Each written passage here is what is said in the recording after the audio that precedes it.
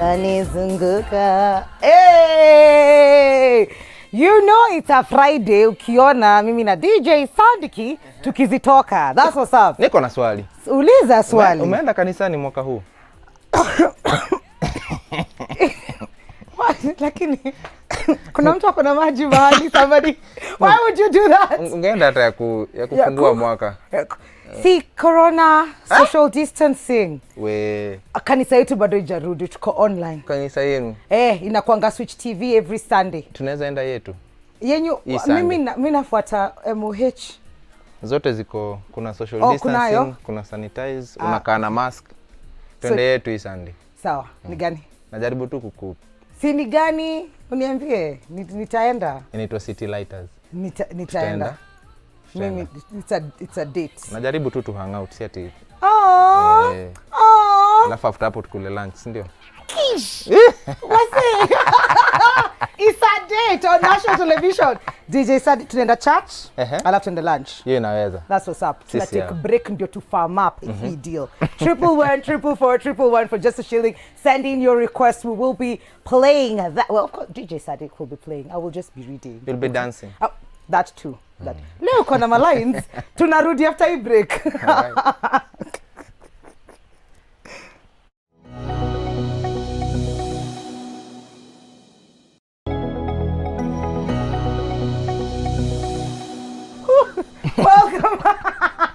Welcome back to Full Circle. The amount of dropping and picking up that is happening in this studio, it must be the t-shirt that DJ Sadiq is wearing. I mean, iyo kala, ukamba, kuangusha, zinaenda hand in hand. Unangoa alafu unandusha hiyo ngori. Somebody has to be blamed.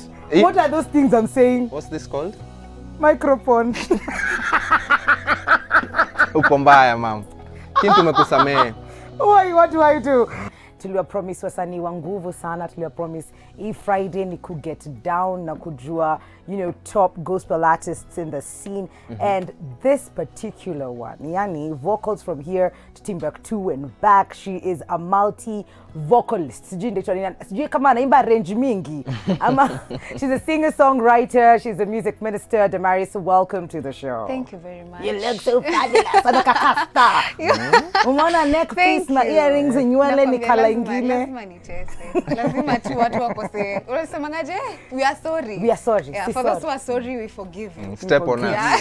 You look so nice. Thank you very much. Welcome to the show. Asante. Yours is a story of, you know, I think everything, resilience and fighting and forgiveness and all of that. It's not been easy for you, you know, growing up from the family setup. Please take us through that for anybody who's seeing you for the very first time, Damaris. Yeah, sure. So as you have heard, my name is Damaris Kimani. So back when you look at my background, it was a bit tough growing up. We really had a tough relationship with my dad. At first it was awesome, it was perfect, you know, but it reached a point whereby drunkenness ilikuja grab, and from there he started drawing away from us, and so the relationship ikakuja break at once, and it happened that ikakuwa ni kama sasa sisi familia yake, we are no longer the children because of how he used to communicate personally with me, because he really had a big issue with me together with my mom. So ikafika mahali, no, we are 4. I'm the second born in our family. Ikafika mahali job alikuwa ameandikwa because he was a driver, akakuja akaachishwa because akona hangover, asubuhi ameamka amechelewa and all that. Ikafika mahali life ikakuja kwa tough. Nyumba tulikuwa tunaishi tukakuja tukafukuzwa, tukatolewa vitu nje. We went and started life in Ushago because at that particular point my dad was nowhere to be found. We used to call him. Yes. How old were you? I think nilikuwa around class 4 by then. Yes. Maybe 9. Yes. Yeah. So tukaenda Ushago tukaanza life huko tena. We stayed there for like almost a year and a half. So nikaanza kuskulu huko, and then after a year and a half my dad came back after he realized we went back to up country.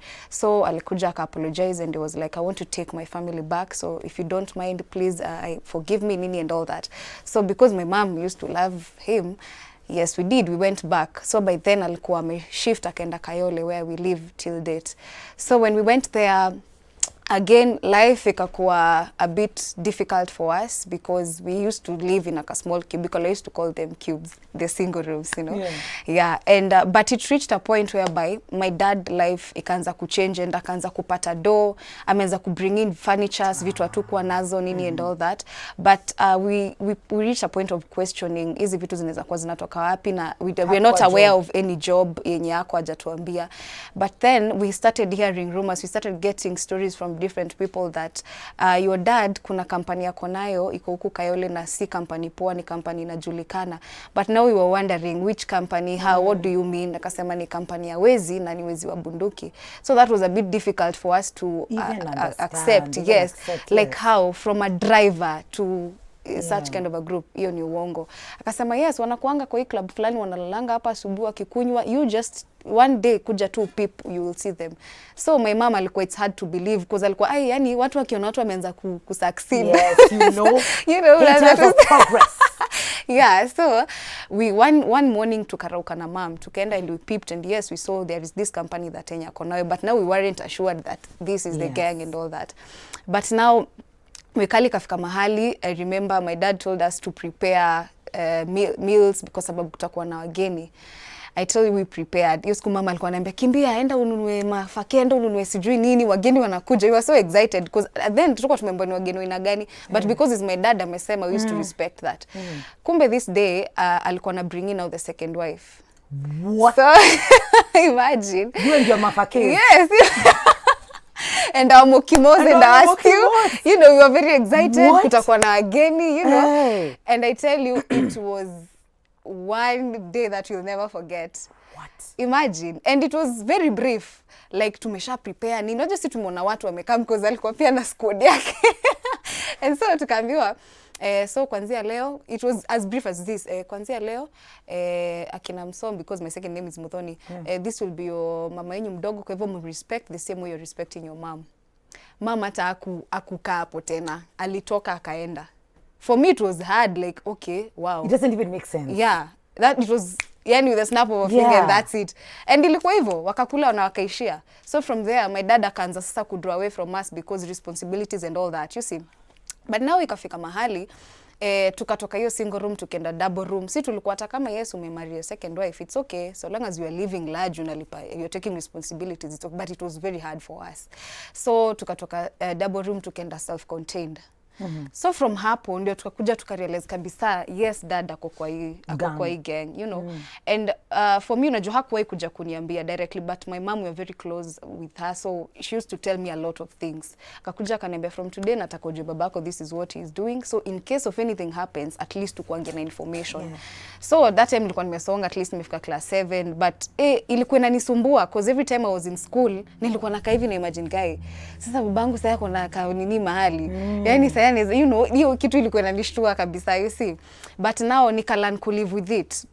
So my other siblings ndio tulikuwa tunawaficha because hawako wanajua. Anytime hata dad wangekuwa naenda hizo mission, sometimes wameenda exile and they take long na humuoni for 2 months. Watoto wamuulizie, we used to say dad alienda job Sudan. You see, mbona apigangi simu? Tunasema unajua communication huko ni tricky, so unless hakuna network, but ile siku atapiga mta communicate na yeye. But in real sense that is not how the story is. And then now it reached a point, sasa class 7 ndio mimi namaliza niende class 8. So my mama akaniambia fanya aje, kwa sababu babako anapata pesa, mwambie nifungulie account ikaange tu akuaneka pesa, ndio by the time umalize class 8 hata kitu yote ikifanyika, because you know for them you are not assured kama wakienda anaweza rudi. If anything happens at least kukuwe na pesa kwa account yenye inaweza fanya nini, inaweza kusaidia kusoma. So I used to call dad every time and I was like, hey, you know, si nyinyi mtaniambia venye nitatumia pesa yangu and then ndio unaenda class 8, so mbona uharakisha maneno sijui nini. Niko like it's okay. So my mom kila time alikuwa shinda ukimforce ndio venye uko na interest na shule. Nikamwambia mama, I'm doing my best, you know, but anipatie response yenye nataka. So every time alikuwa si nyinyi mtaniambia venye ndatumia pesa yangu. And so mekali class 8 came, ndio mimi nimekuja nimemaliza primary school. Nimefika time yenye nafaa kuingia form 1. My dad is nowhere to be found, amekuwa rude, responsibilities kabisa hayuko, ameachana nazo kabisa. Anytime you're calling, as in ilikuwa mpaka sometimes when I want to reach him, I used to call my second mom, my stepmother, namwambia hey, naweza ongea na dad ama umfikishie hii message, you see. But ikakuja ikakuwa tough sana. Time yenye nilikuwa nafaa kuingia form 1 sikuweza kuingia kwa sababu nilidelay because of school fees, and from there I started doing drugs because I felt like I think I don't have anything that I'm doing. My mom is not at work, ndio hii maisha tena imeanza kuwa na msukumano nini and all that. My dad is there, yes akona do but hataki kunisaidia, you see, and ikakuwa so tough, so nikaanza kukunywa makali za 40 bob 80 the group. Yeah, unaenda yani unasikia tu, then that is where I used to find comfort, you know. After hapo nika graduate, nikaanza kuchana, nikaanza kuvuta bangi, nikaanza kwenda jam session nini you know, so I started doing all this, yani my life was all around hapo hivyo. And so it reached a point whereby sasa this self-contained yenye tulikuwa tunaishi, since my dad alikuwa sasa kabisa haonekani, tena life ikarudi chini. We had to sell things because we were calling him apatikani, house rent is expensive and all that. So my mama akasema afadhali turudi kwa ile life ya chini tumezoea, but at the end of the day tukue maisha yetu iko at peace na kuna mtu anatusumbua. So we had to sell a lot of things. We had to sell our furniture, TV, cupboard, we even went to a point of selling mattress. Na unajua ni bei ya hasara, ni ile bei ya kutupa. So after hapo mama akaniambia because life imefika mwisho, twendeni tukatafute nyumba place inaitwa Motopeni there in Kayole, somewhere ghetto-ish. So we went there, nikamwambia, but mimi nilikuwa na roho tu ile, niko mom, aki huku na join security, watoto watakuwa na rokaje shule nini. So my mom was like, no, ukiwa na shida, hakuna kitu huwezi fanya, hakuna place huwezi ishi, hata ukipoa room na kacho you'll stay there, you know. And for me I think my mom taught me to fight so hard, design anything that will come up. Nilikuwa najua kuihandle no matter the age I was at that particular time. So we went tukapata kanyumba huko na huko chini somewhere interior. Yes. So on our way back sasa ndio tuanze kujua kujipanga vile tutashift. Tukapitia mahali kunaitwa Kayole 1. Tuko na vacant, nikamwambia mama, why don't we go there first and we ask tuone difference ya huko ni how much. But mzuri kakuwa ni the same price. Nikamwambia mama, hapa it's better cause ni place open, you know. Yeah, it's very open. So we went and we asked, na mama kalipa hiyo deposit na rent, tukaingia that jioni.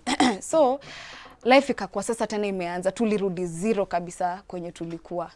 But that particular point hatuna peace. Personally I'm suffering cause singi shule, my other wenye tulikuwa nasema nao walienda, wamekuja mpaka midterm.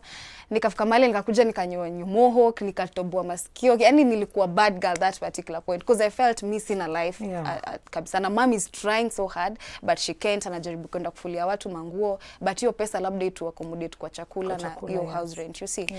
So it reached a point after some time, now my dad akakuwa amekuja kututafuta, akasikia tulihama. So the self-contained yenye tulikuwa tunaishi na penye tulihama, it wasn't fight, it was just like a walking distance. So akakuja, akaonyeshwa, akajua so hiyo siku alikuja ungefikiria ni mtu anaishi Stato. Alikuwa haya, muna survive aje hapa? It's like hako iko kwa hiyo maisha, you know. So it's like what's happening, yes, guys? Like, yo guys, how are you surviving like this? You too know. Small.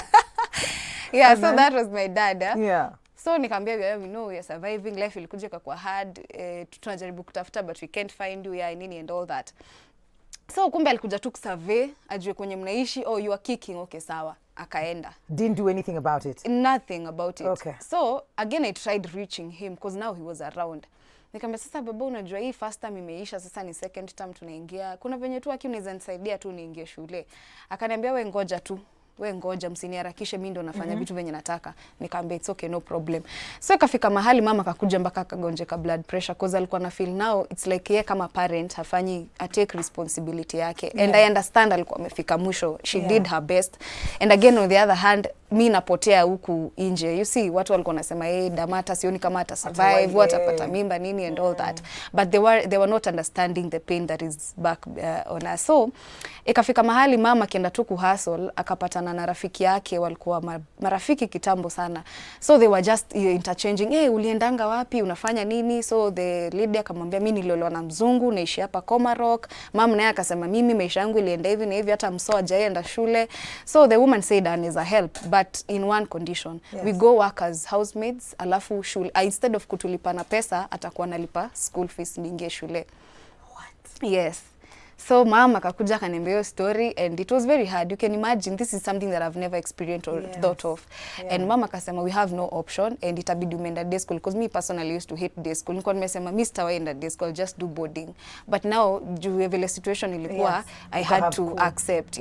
So mama akakuja. It was very hard, you know, kuja kwambia mtoi wako we have to go work as housemates. As mimi na mama yangu. So I agreed nikasema it's okay. So nikabeba nguo zangu, we went to Komarok and we started. So nakumbuka nilingia shule around that term na watu walikuwa wanafanya exam ya kwenda the next class. So hata hatukukaa sana. Now the worst again happened. In one Saturdays we were doing general cleaning and we were doing thara kila mahali and then this woman just came out from nowhere akasema nilikuwa na 10,000 hapa kwa kibeti, bag ilikuwa hapa bedroom. Hiyo 10,000 nani ameona? Akasema ai hakuna, hata tungeona tungeingia kwa misplaced, tungekuambia ndio hii. Kwa hivyo mnataka kuniambia watoto wangu ni waizi? That is what you want to tell me? Yani hii pesa haijapotea kwa hii nyumba sijui, yani ikakuwa ni chaos and chaos and chaos. So mama akasema I think ukipitia shida there is nothing uwezi ambia umefanya, hata kama ni kwa ofisi ama ni wapi, you will always be the victim, you see. So mama akaniambia fanya aje, beba vitu zako tuende turudi kwa ile maisha yetu. Now my school ikakwama tena hapo, hata sija enjoy anything, you see. Sorry. So we went back and so from hapo ndio nika get deeper sasa kabisa kwa drugs. Kwa drugs kabisa.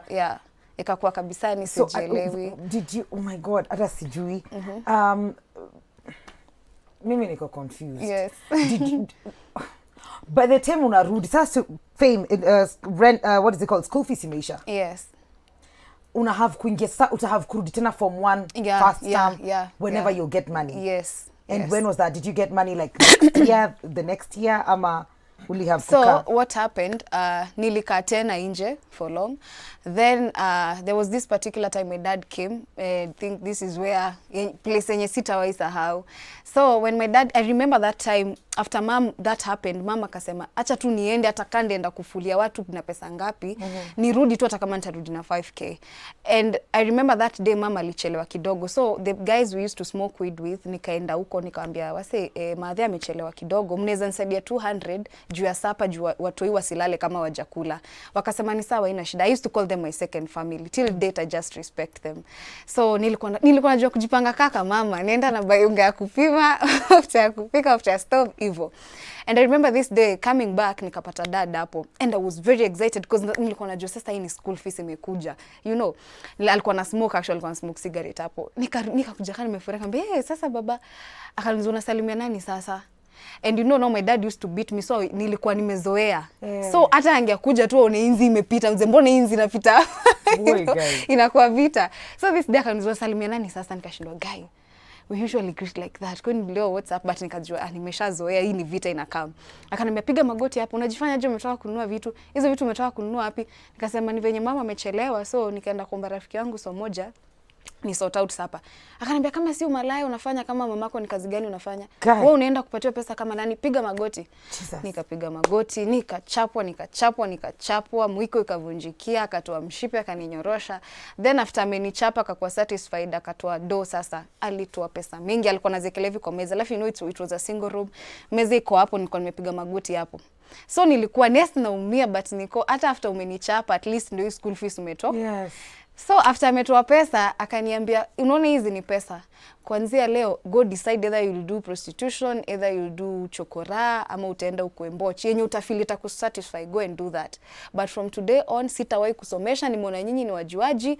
Akachukua pesa akaziweka kwa mfuko, akacall second wife akamwambia naweza kupata hiyo club fulani, start ordering, I'm coming. That was the last encounter I had with my dad. He left with the money? Yes, he did. Akaniambia go do prostitution, go any utaona itakusuit. After amekuonyesha pesa? Yes.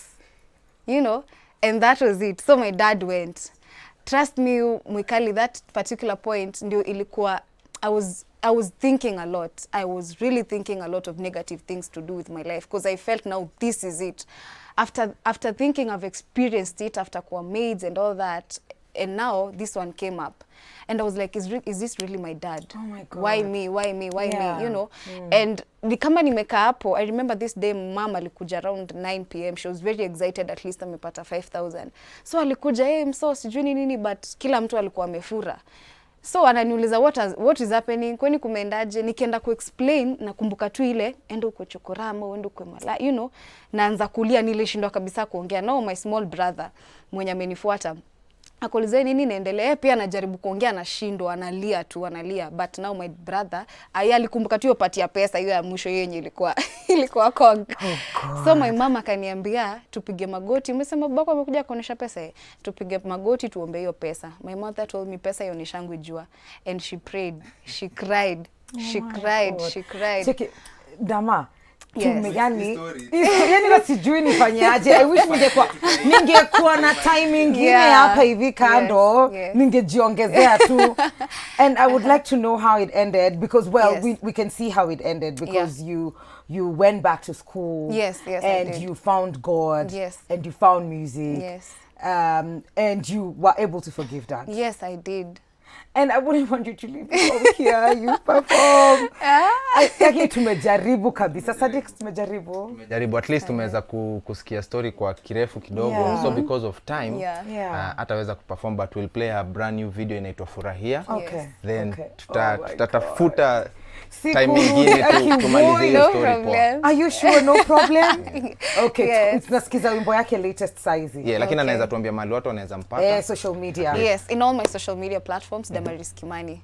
Damaris Kimani, Facebook, YouTube, everywhere, Instagram, Twitter, Haya, sawa. Sorry. After the break. Tunarudi na wimbo ya Dama. Sawa.